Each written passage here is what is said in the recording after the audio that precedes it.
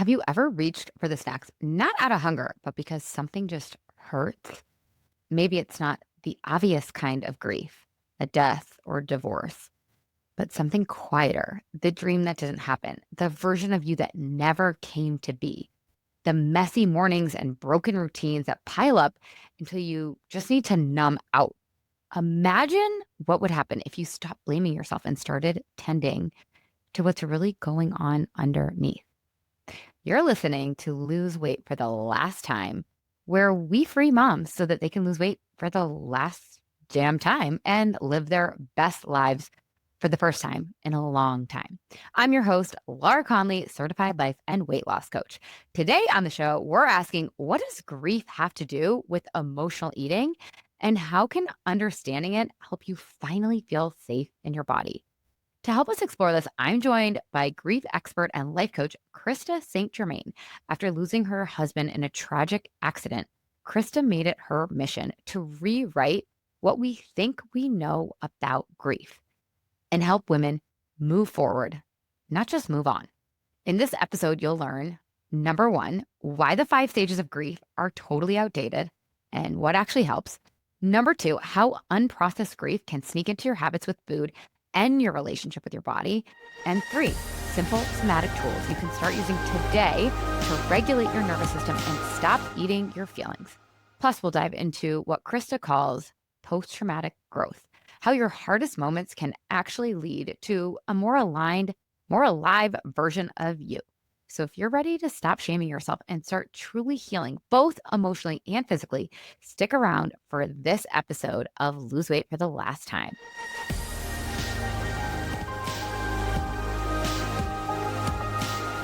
Welcome to the podcast, Krista. I'm so excited that you are here. Can you just start us off by telling us a little bit about your background, how you became a grief coach, what brought you to this work? Yeah, it definitely wasn't something I ever set out to do. I just kind of got here by the school of hard knocks. So I was 40 and had gone through a divorce, had remarried. We had just gotten married.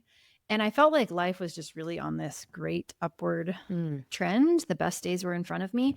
And we had taken a trip, driven separately. We were on our way back home. I had a flat tire, pulled over to the side of the interstate. Stubborn man that he was, did not want me to call AAA. Just, baby, let me change the tire. And so he's digging in the trunk, trying to get access to my tire. Broad daylight, hazard lights are on, right? In a car that we later found out the driver had meth in his system, alcohol in his system. He did not see us and just crashed right in the back of Hugo's car. And then, he died within 24 hours. He was gone. And yeah, I just went from this like, life is great to, oh my God, I'm never going to really be happy again. And thankfully I had a good therapist from my divorce. And so I went back to her, and that was helpful in many ways. But I pretty quickly reached a point where I realized that most of what I thought I knew about grief was not actually helping me at all. I needed something more. So fast forward to me doing a whole bunch of my own research and kind of figuring it out myself and discovering life coaching along the way. I ultimately got to a place where I decided I want women to have an easier experience of grief than I did, because there's so much outdated information out there. There's a lot of misinformation out there, and it doesn't have to be filled with as much suffering as it is. So eventually I quit my job, certified as a coach, started my own business, and that's what I do. I love that.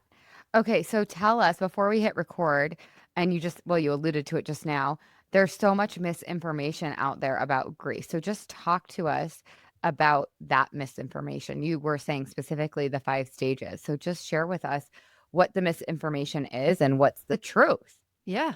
So when Hugo died, the 5 stages of grief was the only grief theory I had ever heard of. Right. And I think I remember from college, because I majored in psychology. So I remember having I think it was like on death and dying, and we learned, all the 5 stages. Yep. Yeah. And even all the doctors that I talked to tell me that that's what they learned in medical school. Like, it is the grief theory that people seem to be taught.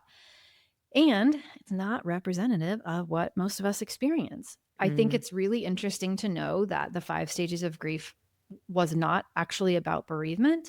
It was actually a study of hospice patients. It was about people who were coming to terms with their own mortality, and they would go through denial and anger. and then bargain and then get depressed and then ultimately accept their own diagnosis. So while it was important in its time and nobody was really talking about it, so, amazing props to Elizabeth Kubler-Ross for talking about it. That was 1969. Yeah. It wasn't even about bereavement. It was later applied to bereavement, right? It was on death and dying, and then she wrote on grief and grieving. But then later in her life, she really also deeply regretted how people used her work, right? She never meant for it to be staged. She never meant to say, first you have to do this, and then you will do this, and then you will do that, and ultimately you will get to this place called acceptance. She didn't mean that, right? Yeah. She didn't mean for it to be linear or formulaic, or even to imply that acceptance meant it was done. Yeah. And so, a lot of us, because that's all we know, are trying to fit our experience into those very narrow boxes.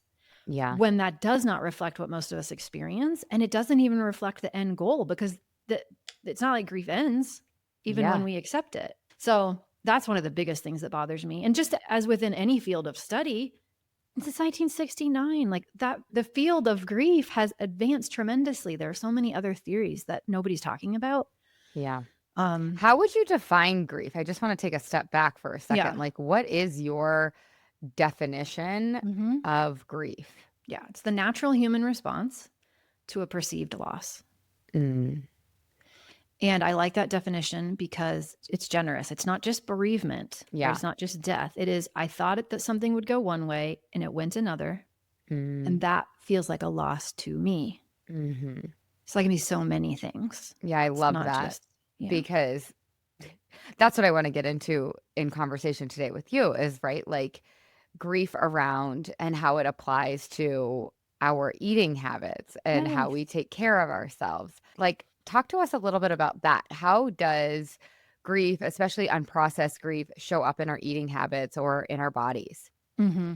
Yeah. And so the way I hear that question, as you use the word grief, is that you might be thinking of it as an emotion, which is one way that we experience it. Yeah.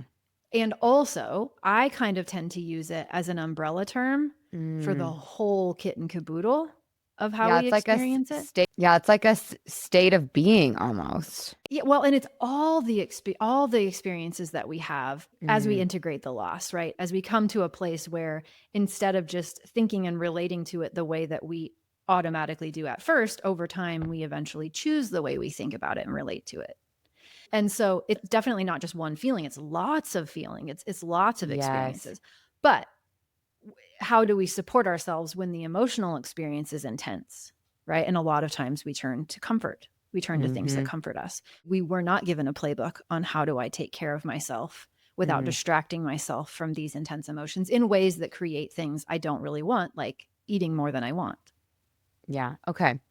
So comfort, like a lot of times when we're grieving, we are seeking comfort and we use food to comfort ourselves, which is totally not bad or wrong. Like you guys know, I actually think emotional eating is like such a great invitation into like, hey, what's really going on for me? Like, what do I actually need here? Because then we can get curious and find answers that are hopefully supportive. So talk to us a little bit about like why do we eat our grief? Yeah, because it's hard, right? It doesn't feel good. And Yeah. we've been designed to want to avoid things that feel bad. And so we're trying to take care of ourselves. I mean, I think it really is that simple. We come up against something that feels uncomfortable. We don't have necessarily the capacity to be with that icky feeling. And so we try to get away from it. And one of the things we sometimes use to do that is food. Yeah. Yeah. Okay. So if we notice that we're doing this, if we notice like, okay, hey, I'm eating because I want comfort, what do we do if we decide we don't want to do that anymore? If we're like, hey, this isn't actually working for me. Like I don't feel, I have a sugar hangover. I'm starting to gain weight. I don't like that I'm gaining weight. This isn't how I want to treat my body. What do we do then? Yeah. I mean, to your point, what you said earlier, it's like, what is it that I actually need here? Yeah. What is it I'm actually looking for? Because when I start to see, oh, the food isn't giving it to me. The food is distracting me from what I don't want, but it's not actually giving me what I do want. What is it that I do want? I want to feel okay in my body. I want to feel safe. I want to know that I can take care of myself. I want my nervous system to be regulated. And so then we start there are many ways to do this, but we start figuring out, how do I create the experience that I want in my Mm, own body without using food? And yeah. there's so many different ways to do that, mostly Yeah. somatic practices. Yeah. So, what do you teach your clients? Like, say Mhm. more about the somatic practices and what you share with your clients. I'm so I curious. Yeah, I try to offer a lot of options because I know that different things resonate differently with people. Yes. But some of the things that I love the most and recommend the most, tapping, emotional freedom Mm, technique. I am a huge proponent of tapping, and anything that really kind of brings us back to our body and helps regulate the nervous system. So things like a heart hold, so mm, simple to do, making your exhale twice as long as your inhale, relaxing the back of your tongue. These are all mm, things that help regulate us. Anything that is bilateral stimulation, so, holding an object in one hand and moving it back and forth across the midline of the body gets the right mm, brain, left brain starting to talk. Walking does that. I love a lip tap, right? mm, It gets you to salivate when you're dysregulated and you're in fight, flight, or freeze. You don't need to digest anything, so your mouth gets dry. And if you mm. tap on your lip for a while, what you'll find is that eventually you start to salivate. Oh, you guys do it with us. Right? Yeah, we're both doing it. Because And I got to test this out. It's so cool. I have yeah. not heard of this one before. Mhm. It's cool. And then when you notice you're salivating, that's a signal that, okay, my nervous system has gotten the message that there's no immediate threat. I am safe. Mm. So things like that, right? And it's experimenting. For some people, it's music and dance and it's shaking their bodies. Yeah, So, I've noticed that for me and my family, like to Mhm. co-regulate. I know this is a tangent, but that is like huge. It will shift the whole mood of the house and it's so Yeah. easy. Yeah. But if we don't know that we are, seeking safety or Yes. trying to feel better, then Yeah. how can we create that for ourselves? So I think first we just have to know, this isn't shameful, Right. right? This is me trying to make myself feel better. And that's what all humans do. But what are the other ways that I can do that? That Yeah. actually do make me ultimately give me what I'm looking for, when really the food, it doesn't give me what I'm looking for. It just distracts me from what I don't want. Yeah, and you're so right. We tend to beat ourselves up when we notice that we're using food in a way that we don't. And like one of my soapboxes lately has been like, can you get excited when you notice something that you Yeah. don't like? Can you actually like do a 180 on it and be like, oh my God, I am amazing for noticing, for just Hmm. noticing that Yeah. this isn't serving me. And Yeah. like, because then it's a huge opportunity. And there has to always be that step one. Like, I noticed I was talking to you before we hit record that we just hit summer here. We've got our new nanny, we're getting in a new routine. And the first couple mornings of summer, they did not work. They were not smooth. I mean, the shit was hitting the fan, you guys. Like the Yeah. lamps were breaking, the dog was barfing, everything was happening. And I've just been noticing the last couple mornings, like, this is not the way that I want these summer mornings to go.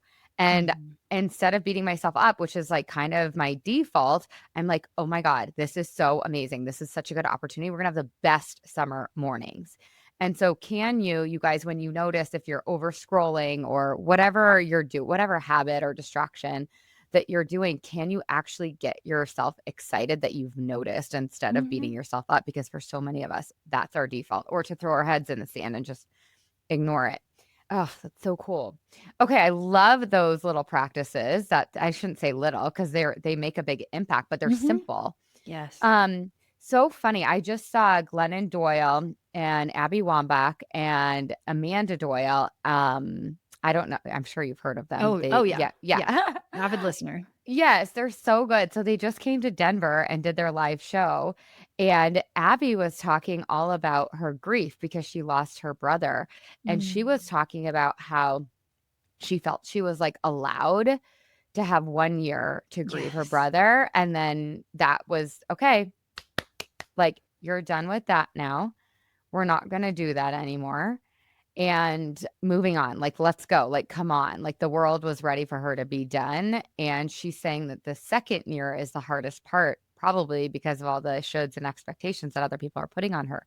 So, can you talk to us a little bit about what's normal in grief and Yeah. like, just talk to us about that? Isn't it wild that we got this, like, you have 1 year crap? But yet Yeah. that's what so many people have bought into or are told. It's so Yeah. frustrating.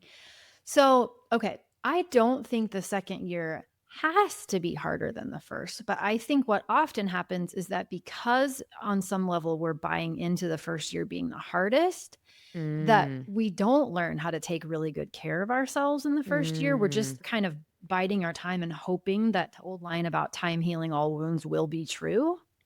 We're just mm, like hoping for that. And mhm. then the reality sets in of like, it's actually not true.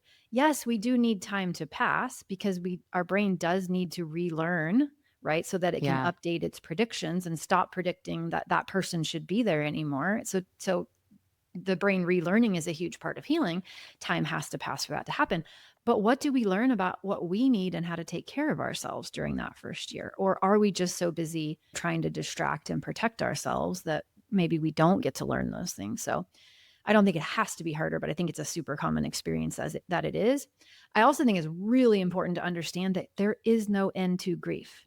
Mm, It does not end. If it is the natural response to a perceived loss, we're mm, always going to have a response. mm. And it's not like we can time travel and undo the loss. The loss is always going to be there. Yeah. So, yes, our experience might change and evolve over time. And of course, we do get to decide how we want to think about the loss and the impact of the loss. And we get to Mm, choose who we want to be given that the loss has happened and how we want to live given that the loss has happened. But the loss doesn't go away. It will always be there. Grief will always be there. And so we're trying to integrate with it, learn to carry it, learn to move forward with it, not move on from mm, it. There is no such thing. mm, I also don't think people understand the concept of secondary losses. And mm, that would be a really helpful thing. It helps, right? So primary loss is whatever the main loss was. So in my case, Hugo died. That was a primary loss. All the secondary losses are like the death by 1,000 paper cuts. All the losses that you experience because of the primary loss. If the primary loss hadn't happened, these secondary losses wouldn't happen. And they just keep coming over time. So, for mm, instance, you anticipated that when your daughter got married, he would be there to walk them down the aisle. And that day comes, and now he's not. And that feels like a loss. It is a loss, mm, right? Or you expected that you were going to retire together or travel together. And now the loss of that dream is felt because they aren't there anymore. So that's a loss. And why it's important to know that is because you can look back right now at all the secondary losses you've already experienced, but it's not so easy to anticipate the ones that haven't yeah. happened yet. Yeah. And if every time they happen, you tell yourself you didn't do something right in grief, right? Or that you Mm, should have done something else, or that you're sliding backwards, or you have some sort of like internalized, there's something wrong with me because I'm still feeling this. mm, That's not a very good experience for any of us, right? It's like, mhm. no, of course these losses keep coming because this mattered to me. And sometimes even the losses, let's say you create something you really, really want, and like maybe you lose a bunch of weight or I don't know what it is, but you create something you really, really want, and then it doesn't feel the way you thought it would feel. Mm, Right? yeah. There can be grief in that. It's not always just grief in what we thought was going to be a loss. Sometimes it's grief in what we thought was going to be a win. Yeah. Yep. And so clearly I get a little fired up about all of this, but yeah, it doesn't end. We're not trying to get to this land called acceptance. We're just figuring out, how do I take care of myself? How do I let myself feel these feelings? How do I notice when I'm telling myself a story that is unuseful, right? Mhm. And how do I decide what it is that I want next so that I can create it? How do I decide what meaning I want to make of this experience that I have been through? Yeah. Oh, it's so good.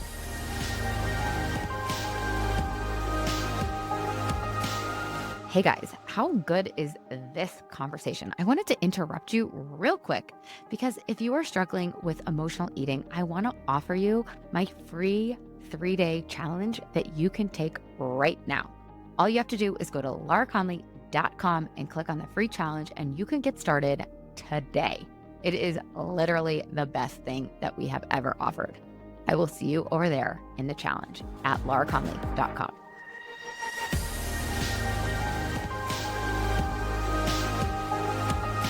So, what are some common things that we grieve other than humans, other than the Mm. loss of a human? or the death of a human or loved one. Yeah. What are Yeah, some like, other common things that we grieve that are not talked about?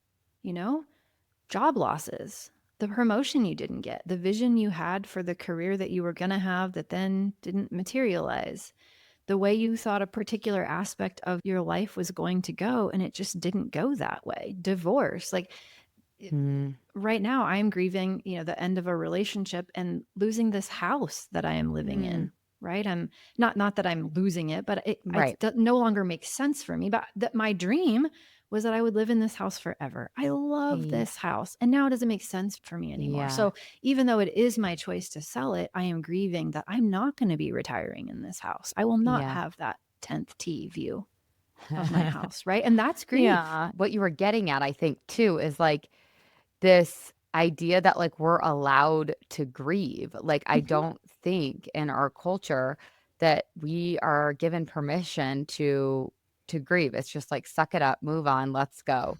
Ugh. Yeah, this overvaluation of productivity in our culture Yeah. it bleeds into grief. Mm, so good. Well, and then it becomes too like I could see myself in this a little bit like because I can get addicted to productivity and to checking the boxes. Mhm. And it's the perfect buffer, the perfect distraction because you can tell yourself that you're being productive so that you don't have to feel. And it's almost like a really acceptable way, a really acceptable Yeah. drug, I should say. Yeah. And people around us don't really have the tolerance for us to be uncomfortable either, Mm, right? So even they're pushing us to quote unquote get better because they don't feel good when we don't feel good. So they kind of need us to feel better so they can feel yeah. better. And how does that look in real time, do you think? That looks like minimizing statements like, they would want you to be happy. You're so young. Don't worry. They're in a better place. At least they're no longer suffering. Be grateful for what you had. At least you've had it once. I can't Mm, stand to see you uncomfortable, so I'm going to say things to try to make you feel better oh, it's instead of just so be with good. you in your pain. Yes. Oh, it's so good. And it's well intentioned too. Like they don't Totally. even that person doesn't even realize probably what they're doing. They don't even realize they're uncomfortable with you being uncomfortable For or sure. you being in grief. Yeah, I've said so many cringy things to other people before Hugo died because I didn't understand. I Yeah. was just trying to help. So those are things like we should not say. If you had to like do and don't list, would we Yeah. say don't say those things? What should we Yeah. say instead? Things that don't try to make someone feel better so that you can feel better, right? Things that acknowledge that it just sucks are great to say. Like, I'm so sorry this sucks. I'm with you. Yeah. I love you. I'm here. But nothing that says find the silver lining, be Like grateful, trying to or like talk them out of it. right. Or I once, not once, many times, but once recently, which is why it's on my mind, heard a pastor say at a funeral, you can either be sad that they died or grateful that they lived. And Ugh. that sort of false binary pisses me off. We can be both grateful that they lived and sad that they died. And we need to stop telling people they can choose. So, like, let's just let them feel how they feel and not try to fix them because they're not broken. They're human. And that's Hmm. what grief is. So, can I Yeah, be I with bet you them? deal with so much shame, like, in your practice, right? Because it's just like if I'm imagining so well, and I know from my business, my clients, right? It's like we have the truth of what is, whether that's like grief or disappointment or whatever, and then we layer all this shame on top of it. Like, Yeah. I shouldn't feel like this. This is Yeah. A lot of wrong. guilt. A Yeah, a lot of lot of guilt. guilt. And interestingly, we do it with quote unquote positive emotions too. Like I Mm. notice that when people are grieving, they will often give themselves a hard time for feeling good. Oh, yeah. Yes. Yeah, which Yeah, is because they also shouldn't not feel helpful. yeah. Yeah. It feels like a betrayal almost. Yeah. But also, yeah, how can we be kind to ourselves no matter what we're experiencing? If we Yeah. just stopped treating feelings like problems to solve and we started treating them like experiences to allow, Mm. then I think life and grief would just get a lot easier. Yeah. Same. I totally agree. It's so, so good. Yeah, and to your point before, and this is what I have been coming back to a lot lately, in coaching, it's like, yeah, nobody taught us how to do this. Like, no one Mhm. taught us how to grieve. No one taught us how to feel. No one taught us how to lose weight for the last time. No one taught Mhm. us how to be married. Like, no one is teaching us all of the things that we're expected to do perfectly. It's Yeah. so bananas. Ugh. Okay. We talked a little bit about this before we hit record, but can you share with us a little bit about, I know you have an offer for, I think, women after like well, tell us about your offers and Mhm. then I'll ask my question. Yeah, I have 2 main programs. One is for women who are in early grief. And by that, I'm not talking so much about how much time has passed, but I'm talking about the intense, overwhelming experience of just grief is intense. And that's called Grief Essentials. And it's an 8-week program. And it's just designed to give people accurate information about grief, the right tools, so that grief can get easier. It will never get easy, but it can be Mm, so much easier. mm, And that's what Grief Essentials is. And then my main program is called Mom Goes On. And that's for women who are stuck in what I call a grief plateau, which is mm. that place where you're back to functioning, you're getting through the day, you're fine, Yeah. right? And people are telling you, "Oh, you're so strong. I just don't know how you do it."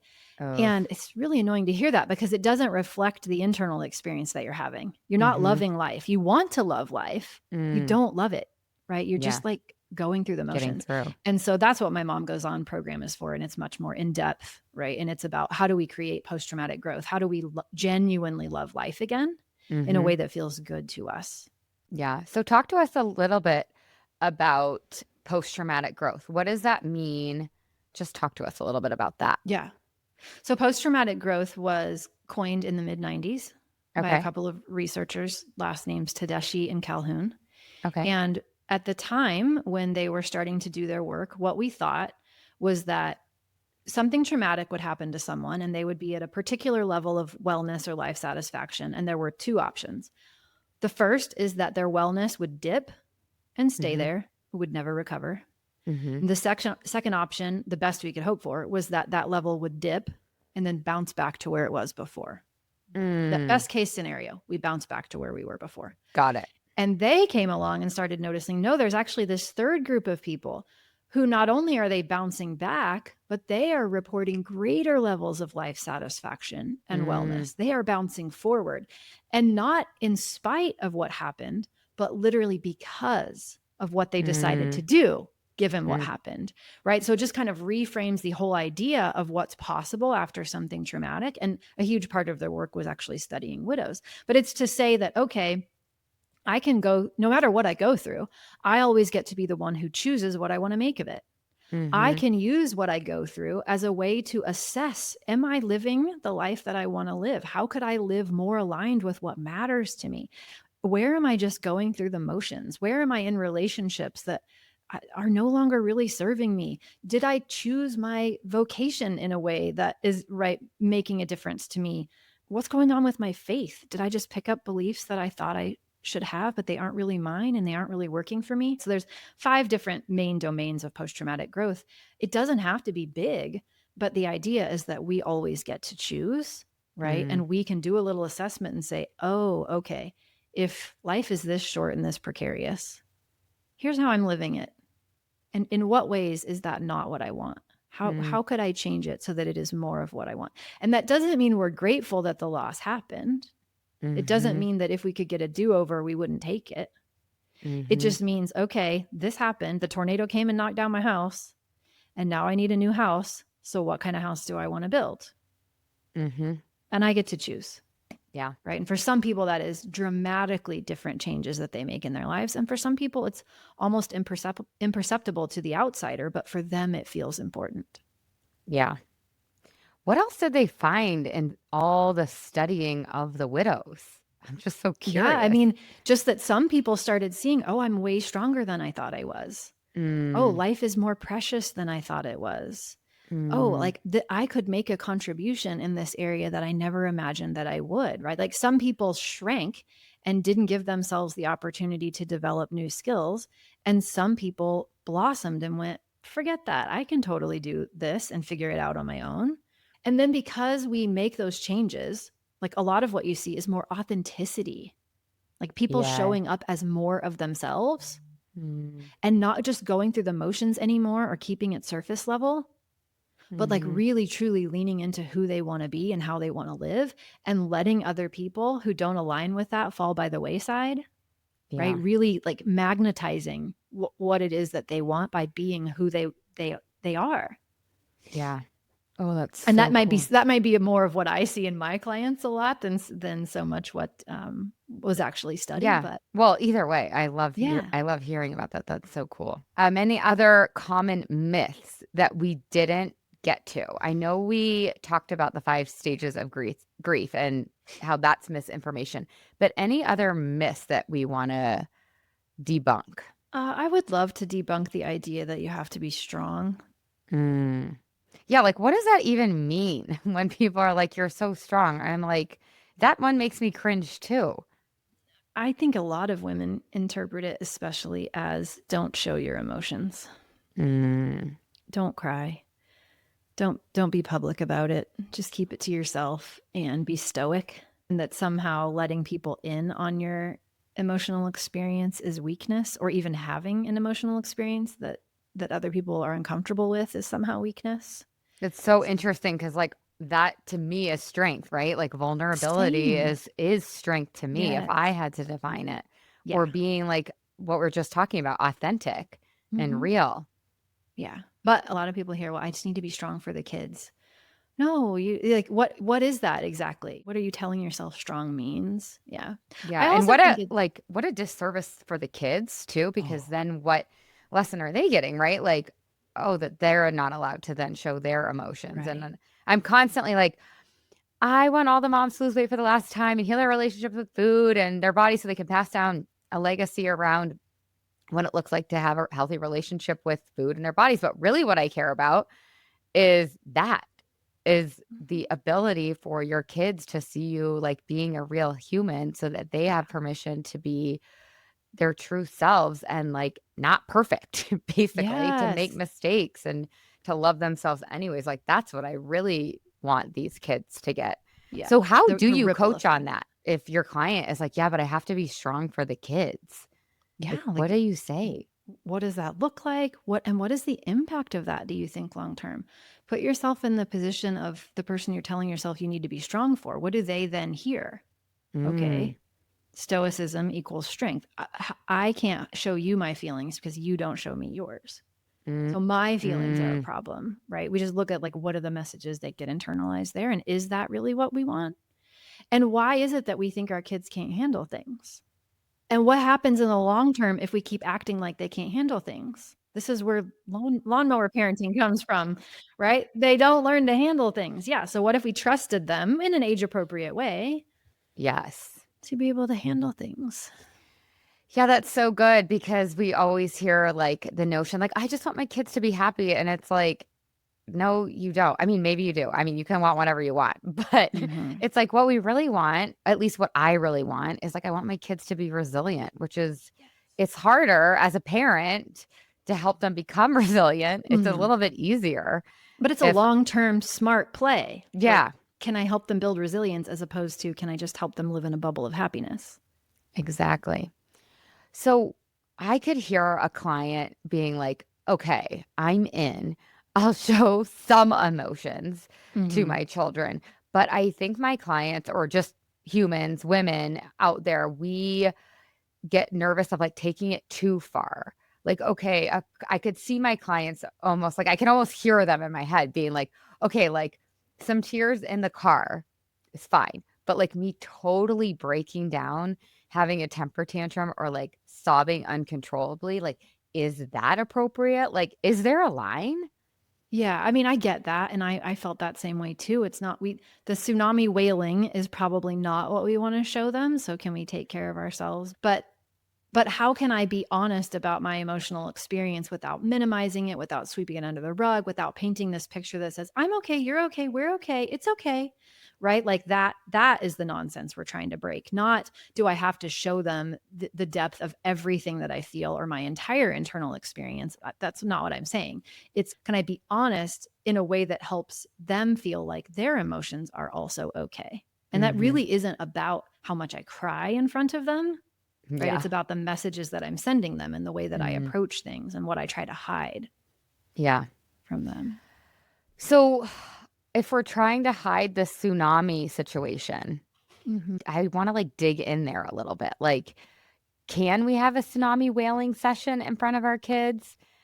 Well, Can we let's say we not? Like, do. Let's say we okay. do, right? Because it's probably not something we set out to be like, I think I'm going to wail in front of my children right now, right? But let's say we do. What we do next is what really matters. Yes, exactly. Yeah. Yeah, How do I talk totally. to myself next? How do I treat myself next? Do I shame myself for that? Do Yeah. I apologize for that? Like, what do I do? How do I model what I want to model going forward? And I think that's a much more valuable question, Yeah, I right? agree. Yeah, it's not really about it's kind of like Dr. Becky Kennedy's thing about repair. It's like it's not the worst thing in the world if you snap at your kids. The worst thing in the world is if you don't repair and come back and give Yeah. language and share like what was going on for you and, Yeah, how you want to move forward or whatever. totally. Oh, I love that. Okay, so tell us what one thing would you want the audience members, the audience listeners to take away? Or what one little like kind of homework piece could we give them? Like Mm. something that they could implement into their lives from this episode, from our conversation. If I could convince people to never make themselves wrong for what they're Mm, experiencing, that would be a great thing, right? You cannot do grief wrong. You cannot experience wrong. There is no right or wrong. mm, And so if we could just always come to our own comfort when we're mm, having an experience and not make ourselves wrong for it, it would get so much easier to then take care of ourselves as we have that experience. mhm, And then can we figure out how to create safety within our own body? Can we be willing to experiment enough with mm, the tools that exist for that purpose so that we mm. find what works for us? And then Yeah, that becomes not just a reactive thing that we do when we need it, but it can become a proactive thing that we yeah, do on a regular basis just to, maintain a higher level of wellness and self-care. yeah. So that's not really I one love thing, that. but all of those things Oh, feel that's so okay. I important to love it. me. It's so great. Oh my God. Thank Okay, I you. have 2 more questions now. I told Sure. you we were gonna end, but, You're good. um, how do you define self-care? Mm. That's evolved over time so much. I kind of used to relate to it as like, oh, I think I'm supposed to get like pedicures and Yeah. massages and like I'm supposed to do things for myself. And now what feels more like self-care to me is being honest about who I am and what I want and having boundaries in place to protect myself. It feels like letting myself feel feelings and process them, which has been such an important thing for me. Letting myself cry feels like Mm, self-care.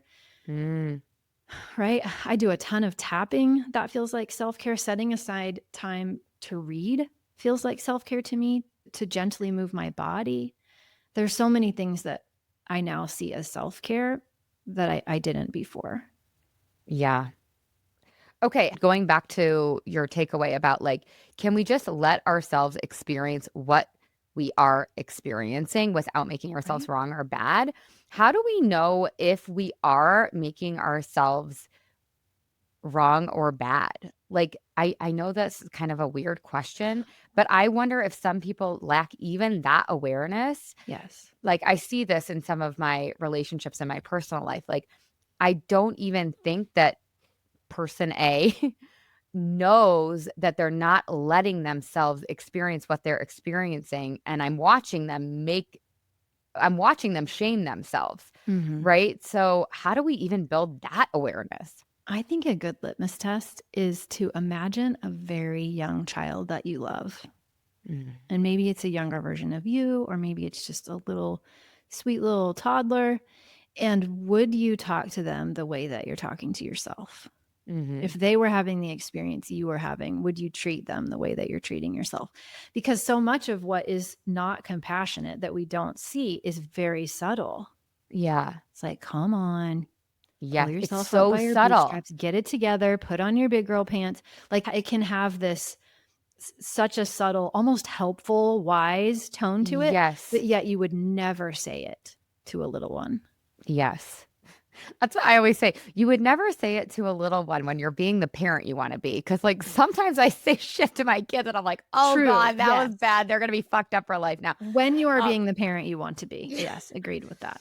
oh, that's so helpful because some of the talk tracks in the back of our mind are just so habitual and we don't even Oh my God. realize that Mhm. we're doing it. Yeah.